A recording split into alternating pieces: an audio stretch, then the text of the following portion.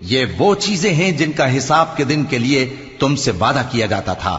یہ ہمارا رزق ہے جو کبھی ختم نہیں ہوگا. یہ نعمتیں تو فرمانبرداروں کے لیے ہیں اور سرکشوں کے لیے برا ٹھکانہ ہے، یعنی دوزخ جس میں وہ داخل ہوں گے، اور وہ بری آرامگاہ ہے. یہ کھولتا ہوا گرم پانی اور پیپ ہے، اب اس کے مزے چکھیں. اور اسی طرح کے اور بہت سے عذاب ہوں گے. یہ ایک فوج ہے جو تمہارے ساتھ گھستی چلی آ رہی ہے، ان کو خوشامدید نہ کہا جائے. یہ دوزخ میں جانے والے ہیں، کہیں گے بلکہ تمہیں کو خوشامدید نہ کہا جائے، تمہیں تو یہ بلا ہمارے سامنے لائے ہو، سو یہ برا ٹھکانہ ہے. وہ کہیں گے اے پروردگار جو اس کو ہمارے سامنے لایا ہے اس کو دوزخ میں دگنا عذاب دے. اور کہیں گے کیا سبب ہے کہ یہاں ہم ان لوگوں کو نہیں دیکھتے جن کو ہم بروں میں شمار کرتے تھے؟ کیا ہم نے ان سے ٹھٹھا کیا ہے یا ہماری